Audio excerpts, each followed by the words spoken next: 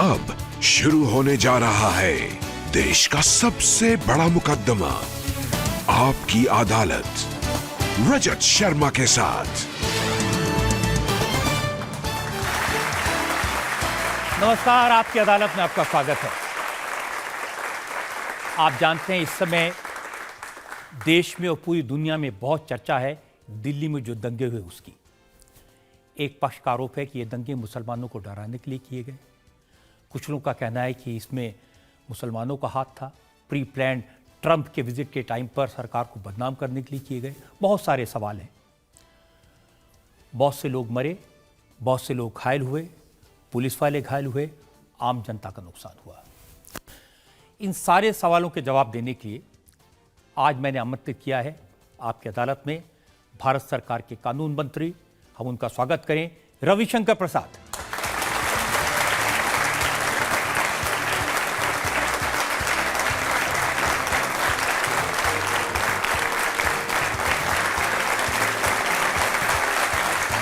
और आपकी अदालत में आज हमारे जज हैं जाने माने पत्रकार प्रदीप सिंह।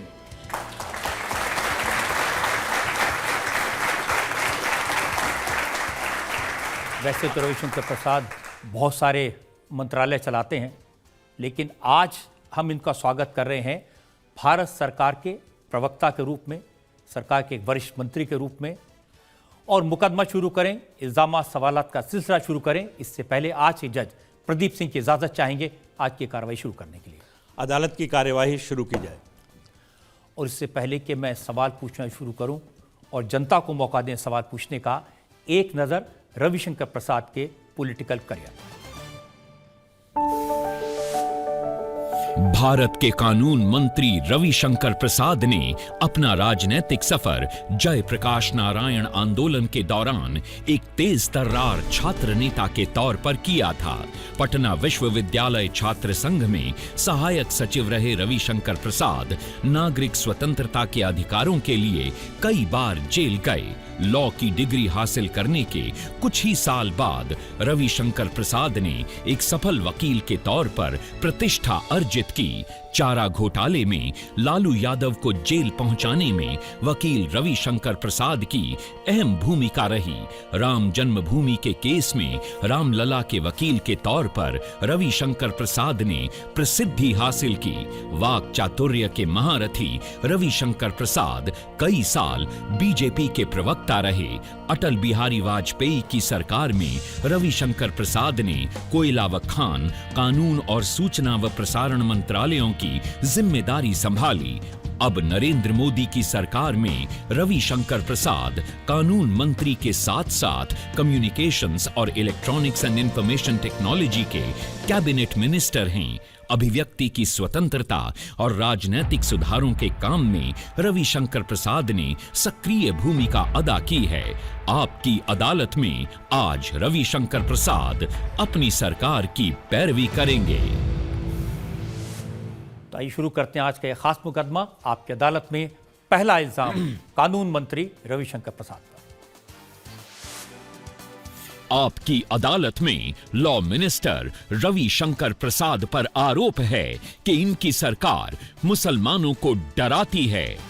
रविशंकर जी, दिल्ली में जो दंगे हुए हाल ही में, बड़ा खौफनाक मंजर, दुखदाई हुआ। 50 से ज़्यादा लोग मरे, 200 से ज़्यादा लोग घायल हुए। और बहुत से लोगों ने ये सवाल उठाए, ये कहा कि ये दंगे मुसलमानों को डराने के लिए, उनके दिल में खौफ पैदा करने के लिए कराए गए।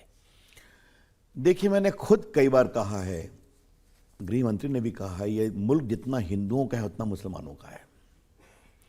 और पहले दंगे कहीं भी हो वो गलत है। दंगाई कोई भी हो, मुसलमान है या हिंदू है, उसके खिलाफ सख्त कार्रवाई होनी चाहिए। हमारी सरकार की सोच है सबका साथ, सबका विकास, सबका विश्वास। लेकिन कोई हम छोटी पार्टी तो नहीं है रजत जी। 5.5 साल से देश में शासन कर रहे हैं। एक बार जीते 282, इस बार जीते हैं 300 प्लस। आज जनता ने हमारे काम के कारण हमको जिताया है। हमें एक चीज बता दीजिए, हमने क्या काम करने में किसी में विभेद किया? क्या अगर गैस के चूल्हे दिए उज्ज्वला में, तो क्या मुसलमानों को नहीं मिलेगा? अगर हर गांव में बिजली पहुंचाई तो क्या ऐसा किया कि मुस्लिम गांव में बिजली नहीं जाएगी? आईटी मंत्री के रूप में डिजिटल इंडिया का काम देखता हूं, गांव गांव में कॉमन सर्विस सेंटर खुले हैं, क्या हमने ऐसा किया? क्या भले हमें वोट मिले या न मिले, सबकी चिंता करना हमारा संवैधानिक दायित्व है। इस बात को समझना बहुत जरूरी है। और आपने एक बात कही है, और अक़लियत जमात के बहुत लोग यहां पर हैं, तो एक उदाहरण देने दीजिए। मोदी जी को लगा कि पद्म विभूषण और पद्मश्री सिर्फ बड़े बड़े लोगों को मिलता है, गरीब आदमी कहां होते हैं। एक है कमीरुल हक, जलपाईगुड़ी में चाय बागान में मजदूर था, उसकी मां मर गई क्योंकि एम्बुलेंस नहीं पहुंच गया अस्पताल में। वो गरीब लोगों को, बीमार लोगों को अपने बांध करके मोटरसाइकिल पहुंचाता है। एक दिन फोन गया मोदी जी को, कमीरुल तुम कैसे हो? अच्छा काम कर रहे हो, दिल्ली आओ, तुम्हें पद्मश्री देंगे क्योंकि तुम देश के लिए काम कर रहे हो।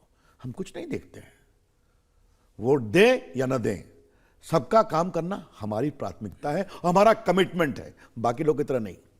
अब जहां तक राइट का सवाल है, मैं बार बार कहता हूं, कोई दिल्ली में, देखिए दुर्भाग्यपूर्ण है, राइट है, उस पर अलग से चर्चा होगी, लेकिन राइट तो कई जगह हुए हैं, कई कांग्रेस सरकारों में हुए हैं, बड़े बड़े राइट हुए हैं, प्रायोजित राइट हुए हैं।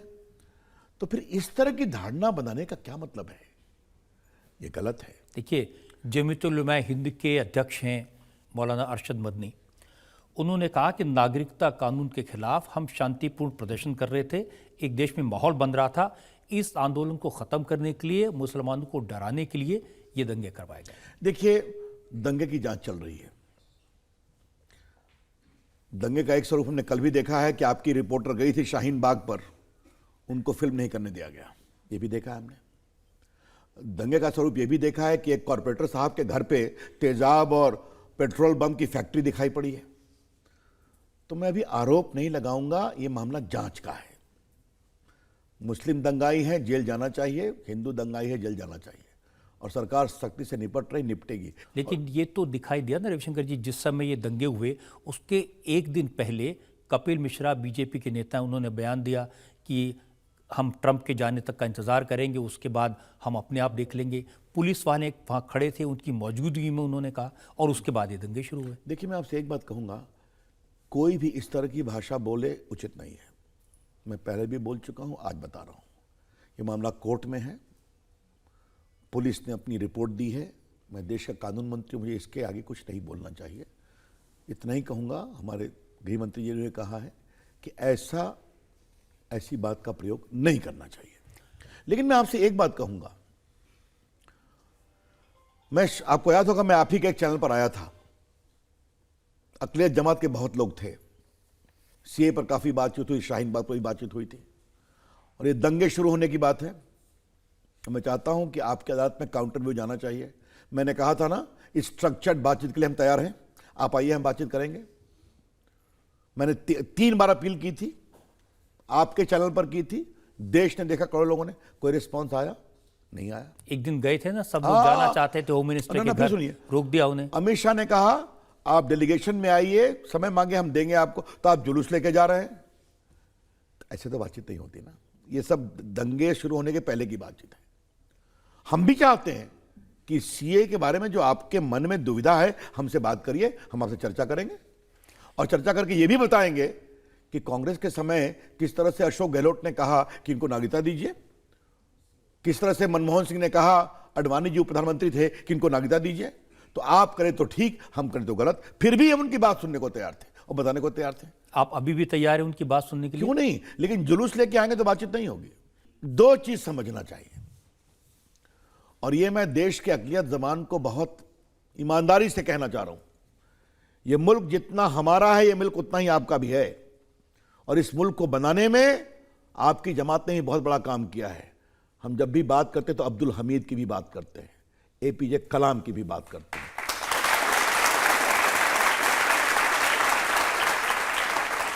क्रिकेटर इरफान पठान की भी बात करते हैं, सलमान खान, शाहरुख खान, आमिर खान की भी बात करते हैं।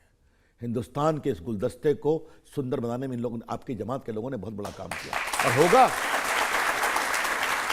लेकिन फिर ये कौन सी बात है कि कुछ लोग अपनी सियासत को चमकाने के लिए हमेशा कुछ ना कुछ खुराफात करते हैं। अभी जो आपने कुछ स्टेटमेंट की बात किया, और देखिए, हम हिंदुस्तान, आज देश का कानून मंत्री हूं तो हिंदुस्तान की जनता के आशीर्वाद से हूं, और नरेंद्र मोदी जी भारत के प्रधानमंत्री हैं तो हिंदुस्तान की जनता के आशीर्वाद से आए हैं, यह भी समझना चाहिए। यही जमहूरियत है। लेकिन हारे हुए हताश लोग जब अपनी हार की कुंठा के कारण कुछ और झंडा उठाते हैं तो पीड़ा होती है, यह भी समझना पड़ेगा। और ये बात मैं पूरी जिम्मेदारी से बोल रहा हूं। देखिए, जो लोगों ने प्रदर्शन किया उनके हाथ में तिरंगा था, हाथ में भारत के संविधान की कॉपी थी। वो कहते हैं कि हम देश में रहना चाहते हैं, देश को प्यार करते हैं, देश के नागरिक हैं। प्रॉब्लम क्या है? तो देश का कानून मंत्री आपकी अदालत में माय लॉर्ड रजत शर्मा को बड़े विनम्रता से कहना चाहते हैं कि इस देश से किसी भी अक़लियत को निकाला नहीं जाएगा। ये आप साफ साफ सुन लें, ये हम कहना चाहते हैं। लेकिन जब मैं ये कहता हूं तो मैं आपसे एक सवाल भी करना चाहता हूं।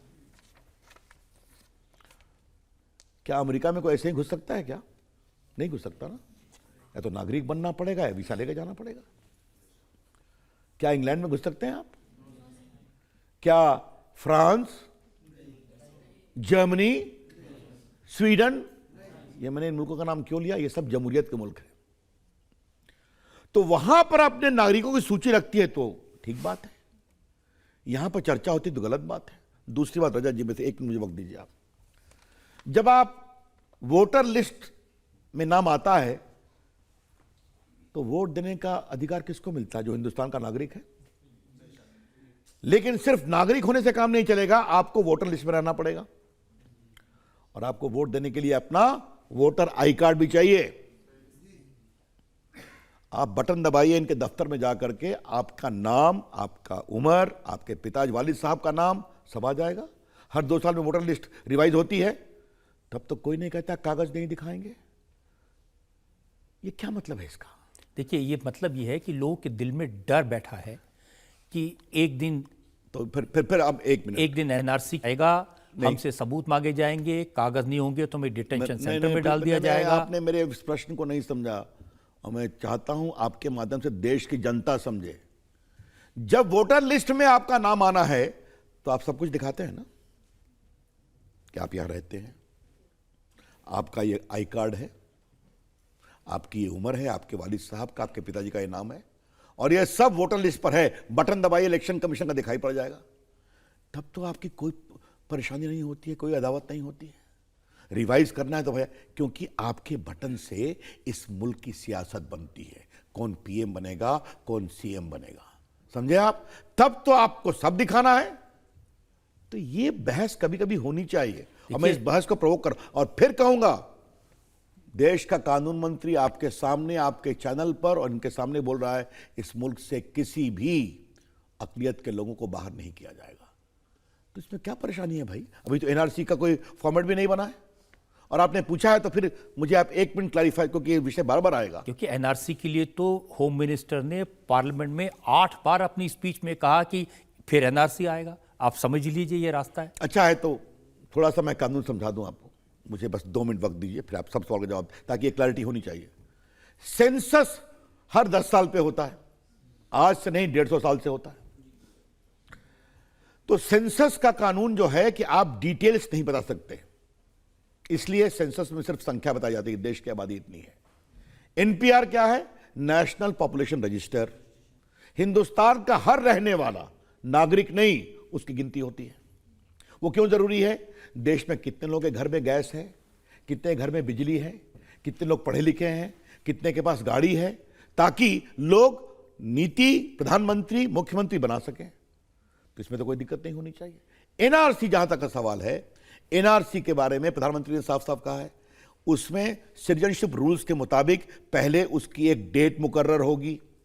वो डेट मुकर्रर होगी कैबिनेट के फैसले के बाद कि इस डेट से एनआरसी शुरू होगी।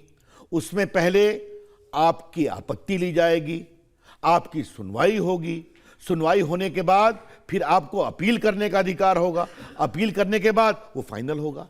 तो अभी ना डेट मुकर्रर हुई है, ना कैबिनेट का फैसला हुआ है, तो इसको लेके हंगामा क्यों है भाई? डर है ना। और एक मिनट रुकिए। डर की बात तो हम ये देखिए, ये 15 मार्च 2010 मनमोहन सिंह की सरकार, सोनिया गांधी, चिदम्बरम साहब मंत्री, क्या लिखा? हम एनपीआर शुरू करने जा रहे हैं। किया उन्होंने।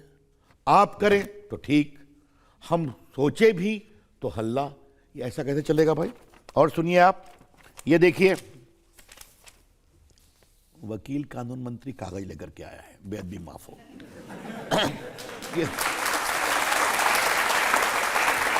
ये देखिए आप, ये 15 सितंबर 2004 को शिवराज पाटिल को आर्टिकल चिट्ठी लिख रहे हैं। अशोक गहलोत जनरल सेक्रेटरी हैं कि जल्दी से राजस्थान की सीमाओं से लगे पाकिस्तान के हिंदुओं को आप नागरिकता दीजिए। ये अशोक गहलोत मुख्यमंत्री चिट्ठी लिख रहे हैं अडवाणी जी भारत के उप प्रधानमंत्री गृह मंत्री को, कब? 2002 के 6 मार्च को। कृपा करके नागरिकता दीजिए। आप करें तो ठीक, हम सोचे भी तो ऐसा कैसे चलेगा भाई? ये कभी ना कभी तो सोचना पड़ेगा ना। रविशंकर जी, यही सोचने की बात है। अगर कांग्रेस की सरकार एनपीआर लाए, सीएए लाए, एनआरसी लाए, तो कोई दिक्कत इसलिए नहीं कि लोगों को उन पर शक नहीं है, आपकी सरकार की नीयत पर शक है, इसलिए ये डर होता है।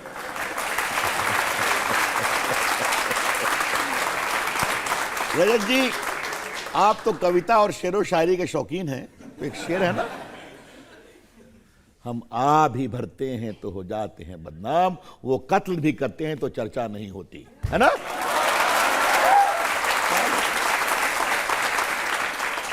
माफ करिए, कोई हम लोग नॉमिनेटेड प्रधानमंत्री हैं क्या? हैं? फिर पूछ रहा हूं, जनता के द्वारा चुने हुए प्रधानमंत्री नरेंद्र मोदी, इस बात को समझिए। और जनता ने भारी बहुमत जिताया है, जनता के आशीर्वाद से हैं, किसी की कृपा से नहीं है। एक मिनट सुनिए। लेकिन कुछ लोग प्रायोजित जो शुरू करते हैं, हारे हुए हताश लोग, दिक्कत वहां से होती है। नहीं, आपकी पार्टी में ऐसे बहुत सारे लोग हैं। इसलिए मैं आज अकलियत जबान से एक बड़े अदब से अपील करना चाहता हूं। हम आपसे ईमानदारी से रिश्ते बनाना चाहते हैं। अभी सियासत और वोट को अलग रखिए, लेकिन हमसे रिश्ता बनाइए ना तो सीधा हमारे साथ बनाइए, बिचौलियों को मत लाइए। समझ गए आप मेरी बात? जब बिचौलिए आते हैं तो परेशानी होती है। आपने कहा है, मैं चाहता हूं कि सीधे सीधे जो अकलियत के लोग हैं उनसे बात करें, लेकिन उससे पहले मैं एक बात और पूछना चाहता हूं। जी, आज आप बहुत मूड में हैं, ठीक है, कोई बात नहीं। आपने कहा कि हम रिश्ते बनाना चाहते हैं, लेकिन वोट की बात नहीं होनी चाहिए। लेकिन आपकी पार्टी में बहुत सारे ऐसे लोग हैं जिनकी सोच ये है कि ये दाढ़ी वाले, टोपी वाले हमें वोट तो देते नहीं, क्या फायदा इनका, इनसे बात करके। वो हमारी अधिकृत सोच नहीं है, और ऐसी कुछ लोगों ने बातें की है तो हम सख्त कार्रवाई भी की है। देखिए, मैं फिर कहूंगा, आज हम लोग हाशिए की पार्टी नहीं है। हिंदुस्तान पे राज करते हैं, इसके कई मुल्कों पे राज करते हैं। मैं नरेंद्र मोदी जी की बात कहूंगा, 14 साल वो गुजरात के मुख्यमंत्री थे।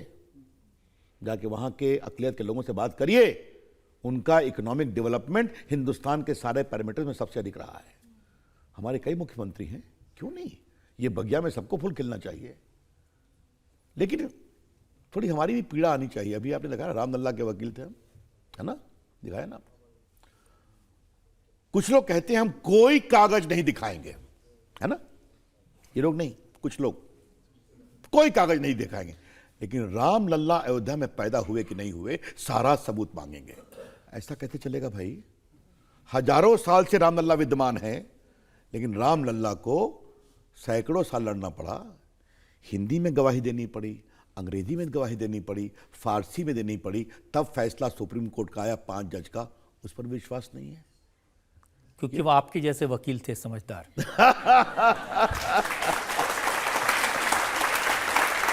तो आइए, जो अकलियत के लोग हैं, जनता के लोग हैं, उनसे सीधे बात करते हैं। जी, आप अभी कह रहे थे क्या नाम, आप एक भी मुस्लिम को जो है, आपकी पार्टी में 300 से भी ऊपर जो है सांसद हैं, एक भी मुस्लिम सांसद नहीं है। आप मुस्लिमों को टिकट नहीं देते, तो वो आपको वोट क्यों दें? आज हमारे एमपी कई मुस्लिम इलाकों से जीते कि नहीं जीते, तो क्या हम मान लें उनको मुस्लिम ने बिल्कुल वोट नहीं दिया? ये सोच ठीक नहीं है। और आपने पूछ लिया तो इस मुल्क के एक बहुत ही बेहतरीन अकलियत जमात के वैज्ञानिक को भारत का राष्ट्रपति किसने बनाया था? यही बीजेपी, अटल बिहारी वाजपेयी की सरकार ने बनाया था कि नहीं बनाया था? आप मुझे बताइए, क्या मतलब है? अभी मैंने करीमुल हक की बात की कि नहीं की? कि एक आम चाय बगान का मजदूर, आज मैं आईटी के क्षेत्र में काम करता हूं, कई हमारे अक़लियत जमात के बच्चे अच्छा काम कर रहे हैं। आज भारत स्टार्टअप में दुनिया का 3rd बिगेस्ट मूवमेंट बन गया है। मुझे मालूम है कि अक़लियत जमात के बच्चे अच्छा काम कर रहे हैं आईआईटी से पढ़ के। देखिए, मेरी आपसे एक गुजारिश होगी, ये सवाल आज का नहीं है, ये सवाल हमसे आपकी जमात के कुछ लोग, सब नहीं, 70 साल से पूछ रहे हैं। 70 साल से ये पूछने वाले और पूछवाने वाले पीछे जाते गए और हम आगे बढ़ते गए। आपकी जमात से गुजारिश करूंगा, अब इन सवालों से आगे हिंदुस्तान के भविष्य के हकूक को देखिए, जहां आम अक़लियत का नौजवान भी आगे बढ़े, ये हमारी आपसे अपेक्षा है। लेकिन टिकट क्यों नहीं देते मुसलमानों को, ये तो बताइए। नहीं, देखिए, टिकट तो कई बातों पर डिपेंड करता है। अगर आपने हमसे पूछा तो राहुल गांधी जी जनेऊधारी क्यों बन गए थे गुजरात में, श्रीमान रजत शर्मा जी, सवाल करते हैं आप भी। आपने कहा मनमोहन सिंह जी ने 2010 में जो लागू किया था, और वही फार्म आप अभी क्यों नहीं लागू कर रहे हैं? उसमें आपने 4-5 कॉलम इजाफी जो रखा है, जिसमें आप ये पूछते हैं कि आपके बाप कहाँ पैदा हुए हैं, माँ कहाँ पैदा हुई है, उनके डेट ऑफ बर्थ बताइए। ये इससे शक पैदा होता है। आप वही लागू कीजिए, सब कोई करने के लिए तैयार है। दूसरी बात, ये एनसीआर से जो मुल्क में बेचैनी पैदा हुई है, इस बेचैनी को ख़त्म करने के लिए आप लोग कुछ काम कीजिए, जिसमें मुल्क का माहौल अच्छा हो और सब लोग जैसे पहले थे उसी तरह रहे। देखिए, आपका सवाल बहुत ही अच्छा है। 10 साल में टेक्नोलॉजी बदलती है ना, और बार बार होम मिनिस्ट्री की तरफ से कहा गया है कि यह कोई मैंडेटरी नहीं है, आप कह सकते हैं हमारे पास उपलब्ध नहीं है, बात ख़त्म हो गई। जब एनपीआर में साफ लिखा हुआ है कि एनपीआर में इंसान, हिंदुस्तान के लोगों की गणना सिर्फ नागरिक की नहीं होगी, हर निवासी की भी होगी जो नागरिक नहीं है, तो ये बात तो क्लियर हो गई। अब आपने एक बात कही है, इसको हम लोग देखेंगे, लेकिन बार बार सरकार की ओर से बताया गया है कि ये मैंडेटरी नहीं है, आप ये दीजिए, अगर आपके पास कुछ अवेलेबल नहीं लिख दीजिए साहब मेरे पास अवेलेबल नहीं है। एक बात। अब जहाँ तक दूसरा सवाल है एनआरसी के कारण, ठीक है, एक तनाव बढ़ा है, इसको मैं स्वीकारूंगा। हम अपना काम कर रहे हैं। आप इस देश का कानून मंत्री रजत शर्मा के सारे कड़े कड़े सवालों का जवाब दे रहा है कि नहीं? आपके बारे में हमारी पार्टी की सोच खुल के बता रहा है कि नहीं? ऐसी बातचीत हर जगह होनी चाहिए, और ऐसी बातचीत आपकी जमात के नेताओं के द्वारा भी होनी चाहिए। मैं फिर कहूंगा, यह मुल्क जितना हिंदू का है उतना मुसलमानों का है। बिल्कुल ठीक कहा आपने, लेकिन एक चीज उसके अंदर है, जो डी लिखा जाएगा, डी फॉर डाउटफुल, वो बाद में एनआरसी जब लागू होगा तो फिर उसके अंदर वो कहेंगे कि आप दिखाइए। इस वक्त तो आप कह रहे हैं कि कोई जरूरत नहीं है, आप सिर्फ मुंह से बोल दीजिए कि आप कब पैदा हुए, आपके बाप कब पैदा हुए, लेकिन बाद में आपसे डॉक्यूमेंट मांगा जाएगा, वो कहां से लाके ये बताइए, प्रधानमंत्री जी ने स्पष्ट किया है, मैंने स्पष्ट किया है कि एनपीआर का डॉक्यूमेंट कोई परमानेंट एनआरसी का नहीं है, तो इस पर क्या परेशानी है? देखिए, आपको कहीं ना कहीं विश्वास करना पड़ेगा, आपको इस मुल्क के वजीर आजम पर विश्वास करना पड़ेगा। और मैं आपसे गुजारिश करूंगा, जब इस मुल्क के वजीर आजम ने इतने खुल के इस बात को कहा कि अभी एनआरसी में लाने का कोई विचार कैबिनेट पर नहीं हुआ है, तो फिर इसको लेकर के ये सवालात मैं आपसे आज गुजारिश करूंगा। नरेंद्र मोदी भारत के वजीर आजम हैं, तो कम से कम वजीर आजम को विश्वास करना चाहिए। बिल्कुल विश्वास है। आप पूछिए, इनको दे दीजिए आपके बगल में। हाँ जी, आप मुझे ये बताइए कि मेरे तो माँ बाप मर गए और आप 70 साल पुराना आप रिकॉर्ड मांग रहे हैं, मैं कहाँ से ढूंढूं कि अब वो तो मर गए, कहाँ पैदा हुए थे, कहाँ शादी हुई, कहाँ मेरी माँ मरी, कहाँ उसका, तो मैं ये सब चीज़ें कहाँ से लाऊंगा? आपकी इस बात से मैं इत्तेफाक नहीं रखता हूँ। मैंने पर सुनिए, आप अगर मेरे वालिद हैं तो मुझे मालूम होगा मेरे वालिद कहाँ पैदा हुए। ठीक है। अगर मेरे वालिद इस हिंदुस्तान से रुखसत हुए तो उनकी कब्र कहाँ है ये मुझे मालूम होगा। एक मिनट रुकिए तो सही आप। जी जी जी, इसमें बर्थ सर्टिफिकेट कोई बात नहीं है प्लीज। तो ये सोचना कि हम कहाँ से बताएंगे, ये मैं आपसे इत्तेफाक नहीं रखता। लेकिन अगर आप लोग को इस मामले में और क्लैरिफिकेशन की जरूरत है वो दिया जा सकता है, लेकिन ऐसे सवाल करिए जो सवाल मौजू हों, ऐसे सवाल न करिए। हिंदुस्तान का हर शख्स जानता है कि उसके बाप कहाँ रुखसत हुए और उसकी माताजी कहाँ रुखसत हुई। ये मैं आपसे कहता नहीं, लेकिन क्या आप क्या आप डेथ सर्टिफिकेट की क्या वेरिफिकेशन लोगों मांग से, लेंगे? उनके पेरेंट्स के, माताजी के, पिताजी के, वालिद के, क्या बर्थ सर्टिफिकेट मांगे जाएंगे, कागजात मांगे जाएंगे, सबूत मांगे जाएंगे? किसने कहा क्या बर्थ सर्टिफिकेट दिए जाएंगे? मैंने पहले ही कहा, अगर उनका डेट ऑफ बर्थ आपको नहीं याद, आप लिख दीजिए, नहीं मालूम है, इसमें कौन सी परेशानी है? देखिए मैं फिर कह रहा हूं, एनपीआर न किसी को नागरिकता देता है न किसी की नागरिकता छीनता है। सीए हिंदुस्तान के किसी भी हिंदू या मुस्लिम पर न लागू होता है, न उनकी नागरिकता लेता है, न छीनता है। सीए सिर्फ और सिर्फ लागू होता है पाकिस्तान, बांग्लादेश और अफगानिस्तान के पीड़ित अकलियत के लोगों को, हिंदू, सिख, मुस्लिम। एनपीआर का हाल भी वही है। उसके लिए भारत का नागरिक होना जरूरी नहीं, भारत का निवासी भी है, वो भी दे सकता है। तो क्लैरिफाई कर दिया हमने। इस तरफ चलो पूछना चाहते हैं मोदी जी। मैं सर एक चीज़ सोचता हूं कि हम ये इतना सारा डिस्कशन, एक एक्ट जो मैं समझता हूं सीए, पार्लियामेंट में इतना हैवी डिबेट हुआ था, सब तरह से हुआ था, सारी चीज़ें डिस्कस हुई थी। मुझे बड़ा अचंभा भी होता है और दुख भी होता है कि एक पार्लियामेंट में एक्ट पास होता है और उसके बाद हम इसके ऊपर इतनी ज़रा करना, मुझे लगता है बहुत सारा, वहाँ भी एक एक मिनट करोड़ों रुपए का पार्लियामेंट का होता है। तो क्या फ्यूचर में भी कोई एक्ट पार्लियामेंट पास कर लेगी और फिर पब्लिक के लिए ये ओपन होगा कि दोबारा से हम डिस्कस कर सकेंगे? देखिए, आपकी राय से थोड़ा मैं डिफर करता हूं। अगर हिंदुस्तान डेमोक्रेसी है तो लोगों को अपनी बात कहने का अधिकार है, लोगों को विरोध करने का भी अधिकार है शांतिपूर्ण तरीके से। लेकिन अगर उनको विरोध करने का अधिकार है तो दूसरे को भी उनसे सवाल पूछने का अधिकार है, और सवाल पूछें तो उनको रोका न जाए, बदसलूकी न की जाए। रजत जी, एक मिनट, आज आपके चैनल पर मैं आपकी चैनल की 2 बेटियों का बहुत अभिनंदन करना चाहूंगा। कल वो शाहीन बाग गई थी और जिस तरह से उनसे बदसलूकी की गई उसे मैं उचित नहीं मानता हूं। सवाल पूछने का अधिकार सबका है।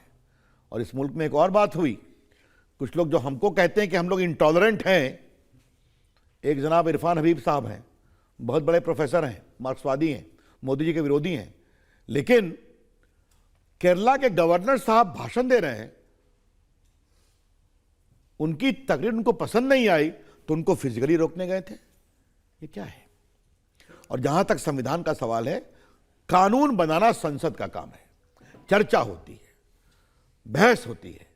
तो अगर हम लोकतंत्र को मानते हैं तो लोकतंत्र के कानून बनाने के तरीके को भी मानना पड़ेगा। लेकिन सर मुझे लेकिन ये सब लोग जो भी आप नाम ले रहे हैं, ये सब लोग कह रहे हैं कि हम संविधान के लिए लड़ रहे हैं और भारत का संविधान सेक्युलर है और ये सेक्युलरिज्म खत्म करने की कोशिश हो रही है। देखिए, भारत में संविधान से सेक्युलरिज्म नहीं आता है। जब संविधान बना था, आज हम ओरिजिनल संविधान दिखाएंगे अगर आप मुझे अनुमति देंगे। भारत इसलिए सेक्युलर है कि भारत का आईन सेक्युलर है। भारत इसलिए सेक्युलर है कि भारत के लोगों की यहां की विरासत सेक्युलर है। तुम जिस रास्ते से चलना चाहो चलो, मैं अपने रास्ते से चलूंगा। तुम अपने अल्लाह को खोजो, मैं अपने भगवान को खोजूंगा। तुम नहीं मानते हो भगवान को, तब भी तुम्हारा एकम सद विप्रा बहुधा वदंती, ये ऋग्वेद है। तुम अपने रास्ते से जाओ, मैं अपने से जाऊंगा। तुम अपने रास्ते का सम्मान करो, मैं अपने करूंगा, कि हमारा तुम्हारा रास्ता एक ही जगह मिलता है जहां अल्टीमेट भगवान रहता है। यही तो हमारी सोच। और रजत जी, आज थोड़ा मैं चाहता हूं आपके माध्यम से और इनके माध्यम से देश को कुछ ज्ञान दूं। काफी तैयारी करके आए आप। देखिए, ऐसा है, इतना मैं डरता हूं आपकी अदालत में ना कि बिना तैयारी के नहीं आ पाता हूं, ये दिक्कत है। लेकिन अच्छा लगा। देखो, ये भारत का संविधान है, सुनिए आप लोग, ओरिजिनल संविधान है। जब ये ओरिजिनल संविधान बना था तो एक चर्चा हुई, नेहरू जी, डॉक्टर अंबेडकर, मौलाना आजाद, कि भारत के संविधान को ऐसे ही पेश कर दिया जाए। कहा नहीं, भारत की विरासत की तस्वीर इसमें रखेंगे। इसमें वेद भी है, पुराण भी है, गौतम बुद्ध भी हैं, भगवान महावीर भी हैं। और रजत जी, मैं बस 3-4 चित्र दिखाना चाहूंगा। फंडामेंटल राइट के ऊपर किसकी तस्वीर है? प्रभु राम, लक्ष्मण और सीता जी के साथ लंका से अयोध्या वापस आ रहे हैं। देखो, ये ओरिजिनल संविधान है 1950 का। ये डायरेक्टिव प्रिंसिपल स्टेट पॉलिसी के ऊपर किसकी फोटो है? प्रभु कृष्ण अर्जुन को गीता का संदेश दे रहे हैं महाभारत में। इसमें भगवान महावीर हैं। बस 2 चित्र और दिखाना चाहता हूं। मुसलमान का नहीं है इसमें? नहीं, अकबर हैं, टीपू सुल्तान भी हैं। ये देखो, एक पहचानते हैं आप लोग? हनुमान जी हैं, इनकी फोटो है। इसमें नटराज हैं, मैं इसमें अकबर भी हैं। ये देखिए, अकबर की फोटो मैं दिखा देना चाहता हूं। अकबर भी हैं, ये देखो, टीपू सुल्तान भी हैं और अकबर भी हैं, शिवाजी हैं, ये देखिए अकबर हैं। अकबर की तस्वीर है, औरंगजेब बाबर की नहीं है, इस बात को समझना चाहिए।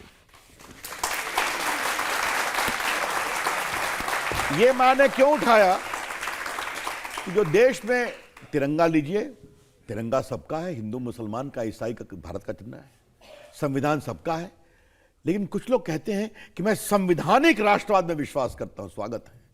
तो उनसे कहता हूं भैया जरा संविधान देख लो। और रजत जी, एक बात आज मैं आपसे सवाल कर रहा हूं और आप ईमानदारी से जवाब दीजिएगा। अगर यह संविधान आज बनता होता, मान लीजिए, और इस संविधान के पन्नों में इन चित्रों को रखने की बात होती तो देश में क्या होता? भारत में सेकुलरिज्म का सत्यानाश किया जा रहा है। लेकिन मौलाना आजाद, जवाहरलाल नेहरू, सरदार पटेल, अंबेडकर, राजेंद्र प्रसाद भारत की आत्मा को समझते थे। यही है सबका साथ, सबका विकास, सबका विश्वास, जो भारत की इस बगिया में हर प्रकार के फूल खिलते हैं। ये समझना बहुत जरूरी है। ये मैं संविधान आज आपको उपहार स्वरूप दे रहा हूं। जी, थैंक यू। आपको अदालत में आपकी अदालत में लॉ मिनिस्टर रविशंकर प्रसाद पर इल्जाम है कि इनकी पार्टी के नेताओं ने भड़काऊ भाषण दिए।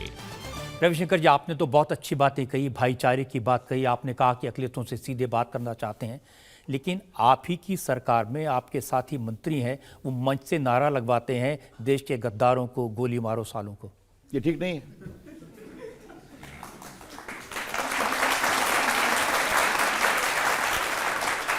ये ठीक नहीं है। उनके खिलाफ क्या एक्शन लिया? एक मिनट, हमारी पार्टी का अपना इंटरनल सिस्टम है ना। स्वयं गृह मंत्री अमित शाह ने पब्लिकली कहा है कि ये नारे ठीक नहीं है। अमित शाह तो खुद कह रहे थे कि यहाँ बटन ऐसा दबाइए करण शाहीन बाग में लगे। अब देखिए, अगर कोई शाहीन बाग इस चुनाव का पॉलिटिकल इशू है, तो राजनीति में तो जब चुनाव चल रहे हैं तो पॉलिटिकल इशू बनते हैं। तो चुनाव में तो बहुत कुछ बातें कही गई। हाँ, एक मिनट रुकिए। सोनिया गांधी तो बड़ी नेता है ना, क्या कहा था रामलीला ग्राउंड में? अब इस पार और उस पार की लड़ाई होगी, कहा था ना, सीए के खिलाफ। तो कौन सी भाषा है? और राहुल गांधी तो आजकल मैं उनकी चर्चा ही नहीं करता हूं, क्योंकि राहुल गांधी कब क्या बोल देंगे पता नहीं है। कुछ चौकीदार को चोर कहा, छोड़िए, हार गए बुरी तरह से। तो देखिए, इस तरह के भड़काऊ भाषण, देखिए सोनिया जी के बारे में मैंने क्यों कहा, मैं गंभीरता से कहूंगा।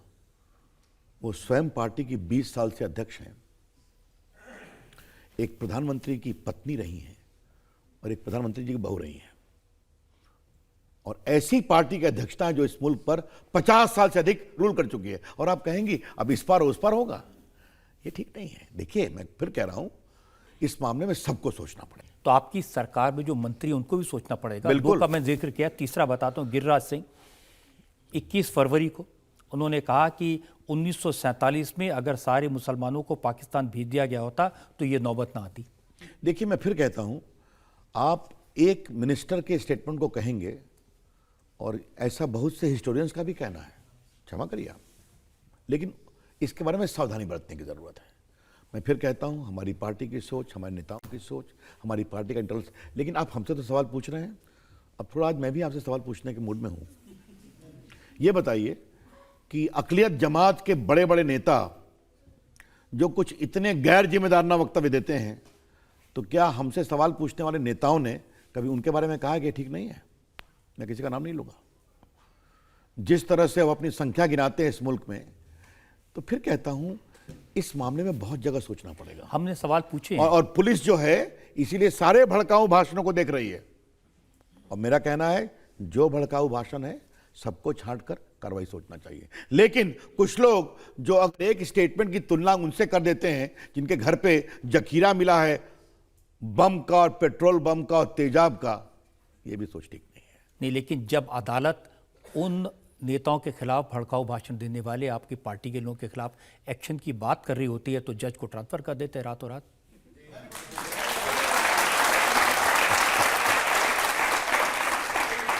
देखिए रजत जी, मैं बड़े अदब से आपसे एक बात कहूँगा, ऐसे संवेदनशील सवाल आपको नहीं पूछने चाहिए, लेकिन जो ये आपने पूछा है तो मैं आपको बता दूं, उनके ऑर्डर पास करने के लगभग 15-20 दिन पहले सुप्रीम कोर्ट कॉलेज उनको ट्रांसफ़र का अनुशंसा कर चुका था और उन्होंने अपना कंसेंट भी दे दिया था। फिर रिपीट कर रहा हूं, इस केस की सुनवाई और दिल्ली दंगों के शुरू होने के पहले माननीय न्यायमूर्ति ने अपने ट्रांसफर का कंसेंट दे दिया था। अब ऐसे में रात में 12 बजे सुनना, ये तो इसलिए क्योंकि लोगों के मन में ये सवाल तो है, पब्लिक डोमेन में हर जगह ये तो सवाल पूछा बहुत लोगों के मन में ये भी सवाल है कि चीफ जस्टिस एक दिन बाद तो आ ही रहे थे छुट्टी से, तो क्या फर्क पड़ता। तो फिर कह रहा हूं, बात निकलेगी तो बहुत दूर तक जाएगी, इसे छोड़ दीजिए आप, ठीक है। बस आज मैं आपकी बातों से बहुत खुश हुआ हूँ और मैं इस बात के लिए आपकी तहसीन करता हूँ। और आपसे एक शिकायत है, चूँकि आप अपनी जमात के एक मुअज़्ज़ज़ वज़ीर हैं, तो इसलिए मैं आपसे ये बात कहना चाहता हूँ कि दिल्ली के अंदर 2 दिन मुसलसल दंगे होते रहे और मैं ये समझता हूँ कि पुलिस अगर चाहे तो परिंदा भी पर नहीं मार सकता, लेकिन सर 2 दिन तक दंगे होते रहे लेकिन पुलिस ने कोई हरकत नहीं करी, आखिर क्यों? देखिए, आपने मुनासिब कहा, ये सब इन्वेस्टिगेशन हो रहा है, लेकिन आपने कहा पुलिस चाहे तो परिंदा पर नहीं मार सकता है। यहाँ तो पुलिस वाले ही पिट रहे थे, एसी भी पिट गए, एक पुलिस वाला मारा भी गया। तो ये बहुत ही, देखिए मेरी सोच बहुत इसमें साफ है और हमारी सरकार की भी है, दंगे कहीं भी हों वो गलत है, नहीं होने चाहिए, कार्रवाई सख्ती से होनी चाहिए। अब पुलिस जांच कर रही है, मुझे इस बात की खुशी है कि अब शांति हो गई है काफ़ी। हाँ, सवाल ये है कि लोगों की छत पर असला पहुंच गया, पेट्रोल बम पहुंच गए, बड़ी बड़ी गुलेल बना दी गई, तैयारी कर ली गई, ट्रंप का विजिट था, लेकिन पुलिस को कुछ खबर नहीं मिली। देखिए, इसलिए ये बातें उठी हैं, स्वयं सरकार के द्वारा इसका संज्ञान लिया गया है, वो इन्वेस्टिगेशन में चल रहा है। आपने देखा है एक टफ पुलिस कमिश्नर को लाया गया है, लेकिन मजे की बात है कि जिस छत पे ये असला पहुंच गया उसके नीचे एक आईबी के अफसर को मार दिया गया, ये भी तो सच्चाई है। तो ये ऐसा नहीं है कि दंगे एकाएक भड़के, इस बात को समझना पड़ेगा, कहीं ना कहीं इसकी जबरदस्त तैयारी चल रही थी, क्योंकि तेजाब और पेट्रोल बम और बड़े बड़े गुलेल और नुकीले पत्थर एकाएक तो नहीं आते हैं। लेकिन पुलिस को खबर नहीं थी, मुखबिर कहाँ थे? तो इसलिए पुलिस को भी इसका जवाब देना पड़ेगा। ठीक है, अच्छी बात आपने कही, लेकिन मैं पुलिस के पक्ष में ये भी बोलूँगा कि पुलिस के एसीपी पर प्राणघातक हमला हुआ, वही लोगों को दंगे से रोक रहे थे, उसके पुलिस का एक जवान मारा गया, डीसीपी को अस्पताल में भर्ती किया गया, आज भी वो एसीपी का बिल्कुल गर्दन टूटे हुए आप देख रहे हैं। तो दोनों बातें देखनी पड़ेगी, लेकिन आज मैं आपसे इसलिए कहूँगा कि दंगे अब शांत हो रहे हैं और हम सब की कोशिश होनी चाहिए कि अमन चैन हो। और देखिए, हमारे प्रधानमंत्री ने सांसदों को एड्रेस किया था, आज मैं उसको बोलना चाहता हूँ। उन्होंने कहा विकास हमारा मंत्र है, लेकिन विकास के लिए शांति, सद्भाव और भाईचारा जरूरी है। उन्होंने सारे एमपीज को कहा कि मनसा, वचना और कर्मणा से इस बात का आप लोग कोशिश करिए, विचार करिए। तो he is leading by the front, हम लोग कर रहे हैं और मुझे इस बात की बहुत खुशी है कि दिल्ली में तनाव हुआ जो नहीं होना चाहिए था, लेकिन पूरे हिंदुस्तान में अमन चैन रहा, एक अच्छी बात है। तो अगला इल्जाम आपकी अदालत में रविशंकर प्रसाद पर। आपकी अदालत में लॉ मिनिस्टर रविशंकर प्रसाद पर इल्जाम है कि ये अफवाहों को नहीं रोक पाए। अब आप कानून मंत्री के साथ साथ आईटी मिनिस्टर भी हैं। व्हाट्सएप पर, फेसबुक पर, ट्विटर पर इतनी अफवाहें फैली और उससे दंगे भड़के। ये आपने बहुत सही कहा रजी, बहुत चिंता की बात है। मैं स्वयं देखता था कई बार शुक्रवार के दिन कैसे कैसे व्हाट्सएप आते थे और कई हर वर्गों से आते थे। ये ठीक नहीं है। हम गाइडलाइन को रिवाइज करने जा रहे हैं और आज जब मैं यहाँ पर आपसे बात कर रहा हूँ तो मैं व्हाट्सएप, फेसबुक, ट्विटर तीनों को बोलूँगा, आईटी मंत्री और कानून मंत्री के रूप में भी, कि जितना देश का कानून इन लोग पर लागू है उतना आप पर भी लागू है। कृपया कर करके अपने प्लेटफॉर्म का दुरुपयोग अफवाह रिमर्स के लिए मत करिए, वरना कार्रवाई होगी। आपने देखा होगा कि दंगे खत्म होने के 2 दिन बाद भी एक दिन अचानक अफवाह फैली। बिल्कुल, मैंने 2 सुना। घंटे तक पूरी दिल्ली और में देखिए, अफरा तफरी। और पुलिस की इतनी आलोचना हुई, जो उनका अधिकार है, लेकिन पुलिस ने किस तरह से इन रूमर्स को खत्म कराया, फील्ड में गए, और आप लोग के चैनल ने जो इसकी मदद की, तो बिल्कुल वो सारा जो एक प्रकार से अफवाह फैलाई गई थी वो खत्म हुई। तो उसका भी एक प्रकार से देखना चाहिए कि अगर इच्छा शक्ति होती है तो रास्ता निकलता है। वहीं रहता हूँ जहाँ पर दंगे हुए, बड़ी नज़दीकी से देखा कैसे कैसे लोग थे, किस किस पार्टी के लोग थे, ड्रोन भी घुमाए, उनमें कैमरे भी आए, लेकिन कुछ लोग ऐसे थे जो पुलिस ने वहाँ छोड़े और वास्तव में जो दंगा कराना चाहते थे और जिन लोगों ने कराया, सख्त से सख्त कार्रवाई उन लोगों के खिलाफ, दोनों पक्षों की तरफ से मैं कह रहा हूँ, जहाँ भी चूक हुई है उनको न्याय मिलना चाहिए और जीवन में ऐसी बर्बरता कभी किसी के साथ ना हो, ये संकल्प हम लोगों को और गवर्नमेंट को भी लेना चाहिए। बहुत ही अच्छा सुझाव है, इस तरफ देखिए। और मैं चाहूंगा कि ये संदेश आप लोग नीचे तक पहुंचाइए, दोनों लोग पहुंचाइए, अच्छी बात है। जो नेता ये भड़काऊ भाषण देते हैं, चाहे वो किसी भी पार्टी से बिलोंग रखते हों, उनके ऊपर कोई कार्रवाई क्यों नहीं होती? जैसे कि कपिल मिश्रा साहब का बार बार नाम लिया जा रहा है, अभी तक उनके ऊपर कोई FIR दर्ज नहीं हुई है और न ही उनके ऊपर कोई ऐसी सख्त कार्रवाई की जा रही है कि जिससे आगे के नेताओं को, जो लोग ये भाषण देते हैं, भड़काऊ भाषण दिया जाता है और एक कौम को बार बार टारगेट करा जाता है, तो उनके ऊपर कब ऐसी सख्त कार्रवाई होगी कि जिससे हम लोगों को भी। मैं आप इसका जवाब बहुत विस्तार से दे चुका हूं आपके सवाल के पूछने के पहले। पुलिस इन्वेस्टिगेट कर रही है और हजारों लोगों के भाषण हैं, दोनों जमात के नेताओं के भाषण हैं और बड़े बड़े बुद्धिजीवियों के भी भाषण हैं, जिन्होंने आके क्या क्या कहा, कोर्ट पर भी विश्वास नहीं जताया, और पुलिस उस मामले को खंगाल रही है। जरूर कार्रवाई करेगी, क्यों नहीं करेगी, देख करके। अभी सर आपने कहा था कि जो हारते हैं वो बौखलाते हैं। ना? दिल्ली में तो सर आपकी पार्टी हारी है और हारते ही आपके विधायक ने से झगड़ा शुरू हुआ है, उसको आपने सुरक्षा दे दी, बजाय उसके खिलाफ कानूनी कार्रवाई करने के आपने उसको सुरक्षा दी है। यदि आप उसके खिलाफ उसी टाइम शुरू में एक्शन ले लेते तो ये हालात ना बनते। और सर एक मिनट और, सर जितनी दमंगपने से आप यहाँ बात कर रहे हैं, मैं आपसे, मुझे आपकी बहुत अच्छी लग रही है।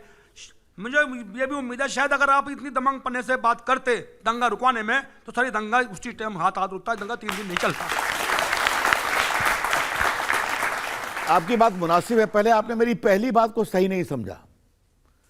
ये दंगा तो अभी भड़का है ना, इस CA पर तो नजारा बहुत दिन से चल रहा है ना, और हिंदुस्तान में चल रहा है ना।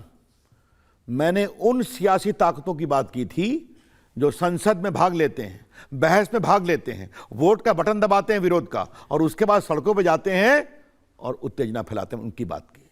इसलिए मैंने कहा हारे हुए हताश लोग, आप उसको एक घटना से न जोड़िए। जहां तक दिल्ली का सवाल है, ये पूरे मामले की जांच चल रही है कि ये पूरा दंगा कैसे फैला, किसने फैलाया और किसने सुनियोजित षड्यंत्र किया था, किसने उकसाया, इसने भी देखना पड़ेगा। देखने दीजिए। आप कपिल मिश्रा के बारे में एक बार ही बात नहीं कर रहे। दंगा शुरू वहीं से हुआ सर, हम सर उसी जगह के रहने वाले हैं, हम मौके पे रहने वाले नहीं हैं। फिर देखो ना। अच्छा, मुझसे बहस न करें, मैंने उसका शुरू में जवाब दिया वो गलत है, आपने उसको नहीं सुना, ये तो गलत बात है ना। आप मुझसे बहस न करें। आप, मैंने इतने तरीके से पब्लिक टीवी पर कहा कि वो ठीक नहीं है। पुलिस सबकी जांच कर रही है, कार्रवाई करेगी, लेकिन उसकी तुलना आप छत पर इतने पेट्रोल बम खड़े हैं लोगों को, वो भी ठीक नहीं है। कपिल मिश्रा का नाम तो बार बार इसलिए आ रहा है कि कुछ लोगों को लगता है उन्होंने बयान दिया, पुलिस के सामने दिया, ये कहा कि 3 दिन दे दीजिए, इसके बाद हम, इसीलिए तो कह रहे हैं जांच चल रही है, होने दीजिए, आप जांच खुलकर जांच होने दीजिए। और पुलिस ने सिर्फ उन्हीं का नहीं, हजारों बाकी भाषण भी खंगाल रही है, ये उसने कोर्ट में भी कहा है। लेकिन नहीं, सिर्फ एक मैं सवाल पूछना चाहता हूं, क्योंकि लोगों की भावनाएं ज्यादा हैं। आप ये गारंटी देंगे ना कि कपिल मिश्रा अगर दोषी हैं तो उनको भी बख्शा नहीं जाएगा? क्यों नहीं, क्यों नहीं? जब पुलिस ने कोर्ट में कहा, दिल्ली हाईकोर्ट में बहस चल रही है कि हम उन्हीं का नहीं, हम सबका भाषण खंगाल रहे हैं और पूरी रिपोर्ट देंगे, तो अगर दोषियों की कार्रवाई होगी, क्यों नहीं होगी? होनी चाहिए। मेरे पास में ऐसे बहुत सारे मौलाना मौलवियों के जो छोटे छोटे जगह रहते हैं, जलगांव में, बरेली में, मालेगांव में, इटावा में। क्योंकि समय कम है, मैं सारे आपको भाषण नहीं बताऊंगा, लेकिन शब्द क्या है, इनके बाप की ताकत नहीं कि मुसलमानों को मुल्क से बाहर निकाल दें, हमें निकाल कर दिखाओ, हम जिहाद करेंगे। 4 लाख लोग इस भाषण को देख चुके हैं। इनके कुल 13 वीडियोस हैं, 27 लाख बार यूट्यूब पर इसको देख चुके हैं। मुफ्ती हारून नदवी जलगांव के हैं। इन्होंने कहा कि अगर तुमको देखना है तो डीएनए टेस्ट कराओ, जब डीएनए टेस्ट होगा बेटा तो हम ओरिजिनल भारतीय निकलेंगे, तो इंग्लैंड का निकलेगा। भड़काने की वाली बातें। हमने कोई चूड़ियाँ नहीं पहनी, हमारी शराफत है जो आज हम खामोश हैं, वरना तुम्हें ठीक कर देंगे। ऐसे बहुत सारे हैं। अब आईटी मिनिस्टर हैं, इस तरह की बातें यूट्यूब पे, ट्विटर पे चलती हैं, कोई कोशिश क्यों नहीं की गई इनको अब तक रोकने की? देखिए, मैं 2 बातें पहले कह दूं। जब मैंने बताया कि हर को पुलिस खंगाल रही है, तो मैंने उनको जवाब में कहा था तो हर को पुलिस खंगाल रही है, ऐसा नहीं है। और आज टेक्नोलॉजी में तो हर चीज़ें हर जगह पहुंच जाती हैं। लेकिन मैंने अपने विभाग को कहा है इन चीज़ों को खंगाले, हम गाइडलाइन को और मजबूत कर रहे हैं और सख्त कार्रवाई करेंगे, साफ बताना चाहते हैं। क्योंकि रविशंकर जी, ये लोग वो नहीं है जो आम आदमी है, वो ये बातें नहीं महसूस करता। इनसे प्रोवोकेशन होती है, लोगों के मन में भावनाएं खराब होती हैं, झगड़े होते हैं। बिल्कुल बिल्कुल सही कहा। और मैं चाहे वो हिंदू हों, चाहे वो हमारे मुसलमान भाई हों, चाहे अक़लियत हों, उनको इस बात की विशेष चिंता करनी चाहिए कि ऐसे लोग जो जमात के आध्यात्मिक नेता बन के दावा करते हैं कि यही पूरी जमात सोचती है, उनको बताना यह सोच ठीक नहीं है। आपकी अदालत में लॉ मिनिस्टर रविशंकर प्रसाद पर इल्जाम है कि इनके राज में विदेशों में भारत की छवि खराब हुई।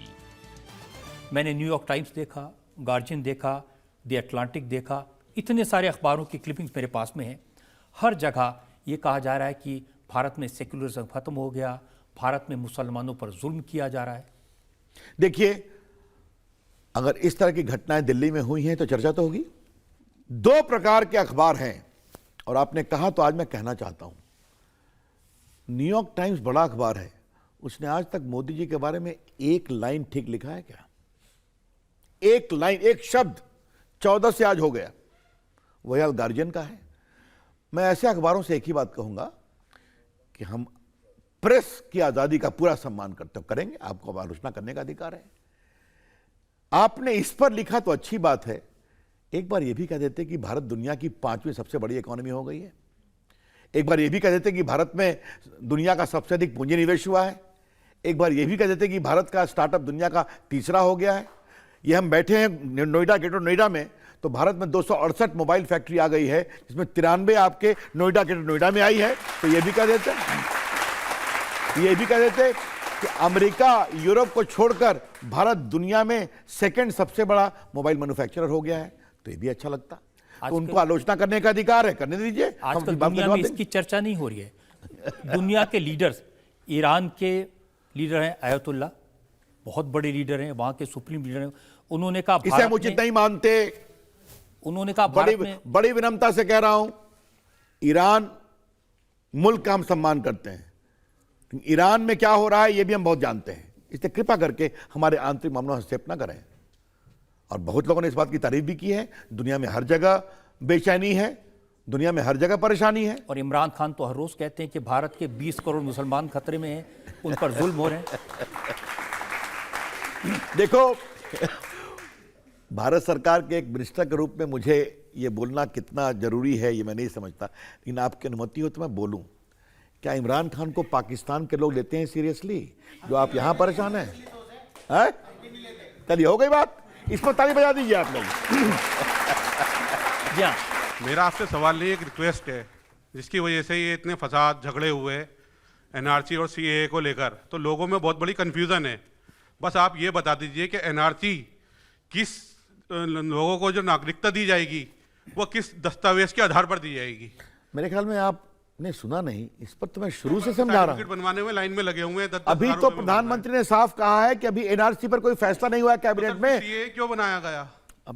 अब सीए को इतना विस्तार से समझा दिया, सीए से न किसी की नागरिकता जाएगी न ली जाएगी, क्योंकि सीए किसी हिंदुस्तानी पर लागू नहीं होता, न हिंदू न मुसलमानों पर। हाँ, इसमें क्या है रविशंकर जी, कितना भी समझा लें लेकिन ये डर है मन में। देखिए, मैं आपसे एक ही बात कहूंगा, प्रधानमंत्री ने कहा आप विश्वास करिए, मैंने कहा, लेकिन हम जरूर समझाएंगे, आपसे बातचीत को भी तैयार हैं। हम आपसे कोशिश करेंगे कि समझिए। मुझे मालूम है कुछ लोग इस बात के लिए तैयार हैं, हम कभी नहीं समझेंगे, उनको हम कभी नहीं समझा सकते। चलिए सर, मेरा नाम मोहम्मद अखलाक और भाई का नाम रवि कुमार। अगर मेरा और इनका एनआरसी में नाम नहीं आता है, मेरा नहीं आता है, इनका आ जाता है, सीएए के थ्रू ये तो एनआरसी के अंदर आ जाएंगे, और मेरा क्या होगा, इस पे जरा आप थोड़ा सा विस्तार से बता दीजिए। मेरे छोटे भाई, मैंने बार बार कहा है, सीए किसी हिंदुस्तानी पर लागू होता ही नहीं, न हिंदुओं पर न मुसलमानों पर। सीए सिर्फ और सिर्फ लागू होता है पाकिस्तान, बांग्लादेश, अफगानिस्तान में जो हिंदू प्रताड़ित हैं, जो क्रिश्चियन, जो सिख, जो बौद्धिस्ट और जैन, उन पर लागू होता है। तो आप पर अपने दिमाग से बिल्कुल निकाल दीजिए कि सीए आप पर लागू होता है। एनपीआर के बारे में बता चुका, उस गिनती में हिंदुस्तान के नागरिक का सवाल नहीं होगा, वो सवाल होगा हिंदुस्तान के रहने वालों पर। मैं बता चुका हूं, उसका उपयोग होता है देश के विकास के लिए। जहां तक सीए में मुस्लिम को इसलिए नहीं लिया गया क्योंकि इन तीनों देशों में इस्लाम सरकारी धर्म है और वहां पर हिंदू क्रिश्चियन प्रताड़ित हैं अपनी आस्था के कारण। एक मिनट, आप जरा बात सुनिए। और जो मुस्लिम मुझसे वहां व्यक्तिगत कारणों से प्रताड़ित होकर हिंदुस्तान आना चाहते हैं, ऐसे 700 लोगों को नागरिकता दी।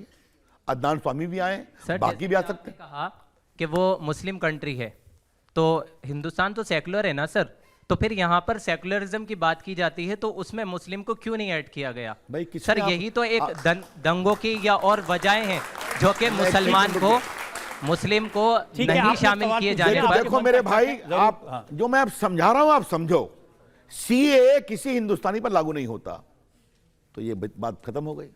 अब आपका सवाल है कि वहां से आपने मुस्लिम को क्यों छोड़ दिया? तो मुस्लिम को इसलिए छोड़ा कि वहां मुस्लिम अपनी एक जमात के रूप में नहीं विक्टिमाइज्ड हैं। वहां मुस्लिम बेटियों को कन्वर्ट नहीं करते हैं शादी करने के लिए, वहां हिंदू बेटियों को करते हैं, सिख को करते हैं, क्रिश्चियन को करते हैं, क्योंकि उनके आस्था पर उनको नाइतफाकी है। यह सवाल है और ऐसे सैकड़ों उदाहरण है, यह आपको समझना पड़ेगा।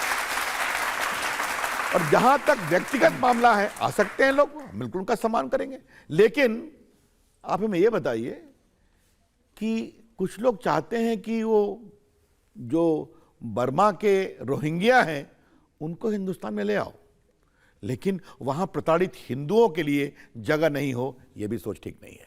मैं ये कह रही हूं कि जो बीती बात तो चली गई। अब जब अभी झगड़े हुए, क्या किसी को ये पता था कि आज हम सब लोग यहाँ एक साथ बैठेंगे और इतनी खुशी से बैठेंगे?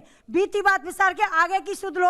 अब वो एक ही बात, वही बात एनसीआर सीए के बारे में पूछा जा रहा है। इससे अच्छा तो ये है कि सब साथ साथ बैठो, इससे बड़ी खुशी और क्या हमको मिल सकती है? ताली बजाइए इस पर, बहुत बढ़िया।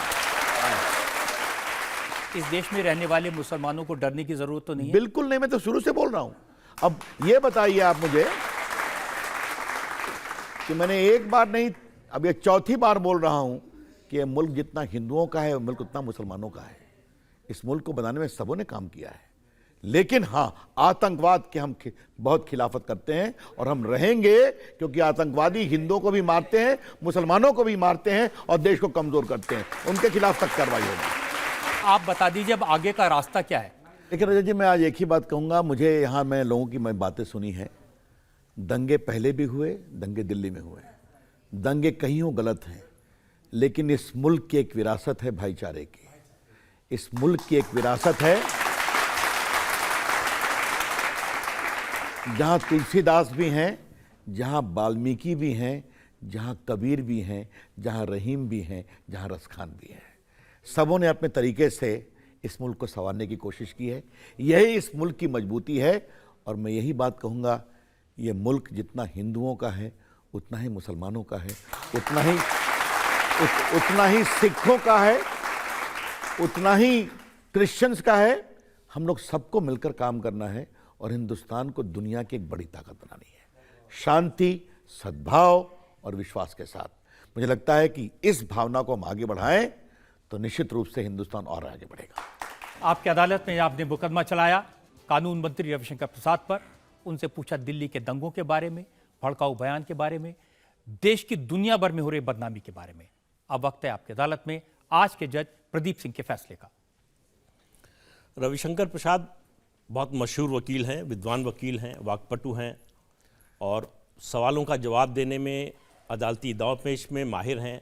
रामलला विराजमान का केस लड़कर जीतकर इतिहास में नाम दर्ज कर चुके हैं। आज उन्होंने सीए, एनपीआर और एनआरसी को लेकर अक़लियत के मन में जितनी आशंकाएं, जितनी गलतफहमियां थीं, उन सबको दूर करने का भरपूर प्रयास किया। उनसे बहुत असहज सवाल पूछे गए, लेकिन बहुत सहज ढंग से उन्होंने उसका जवाब दिया। वो वकील तो हैं बड़े, लेकिन आज की अदालत में जब वो सवालों का जवाब दे रहे थे तो वकील के रूप में नहीं, समाज के एक मानिंद व्यक्ति के रूप में उन्होंने सवालों के जवाब दिए। उन्होंने जवाब देते समय सत्ता का कोई गुरूर नहीं दिखाया कि मैं मंत्री हूं इसलिए मेरी बात सुनिए और मैं जो कह रहा हूं उसको अंतिम मान लीजिए, खत्म। उन्होंने कहा कि सवाल पूछने का अधिकार है आपको, विरोध करने का अधिकार है आपको, लेकिन हमको बताने और समझाने का अधिकार है। मुझे लगता है कि सरकार में और ख़ास तौर से सत्तारूढ़ पार्टी और सारे राजनीतिक दलों में अगर इस तरह की सोच हो कि गलतफहमियों को दूर करने की कोशिश हो, कोशिश ये हो कि अमन और भाईचारा हो, इस बात की कोशिश ना हो कि जो मुद्दा है जिस पर लोगों को अगर कोई गलतफहमी है तो उसको बढ़ाकर उसका राजनीतिक लाभ उठाया जाए। तो रविशंकर प्रसाद हमेशा से जब तैयारी करके नहीं आते हैं तब भी तैयार रहते हैं, आज तो बहुत तैयार होकर आए। तो ये अदालत उन्हें सारे आरोपों से बरी करती है। तो इस उम्मीद के साथ, यकीन के साथ कि इसी तरह से हम भाईचारे के माहौल में मिलते रहेंगे। रविशंकर प्रसाद लोगों के मन में जो शक हैं उनको दूर करते रहेंगे और जिस अच्छी तरह से उन्होंने ये जवाब दिए हैं, इसी तरह से लोगों के मन के शक को दूर करने की और कोशिश करें। तो आज का मुकदमा यहीं खत्म करते हैं। अगले हफ्ते आपसे मुलाकात होगी एक नई शख्सियत के साथ। तब तक के लिए नमस्कार।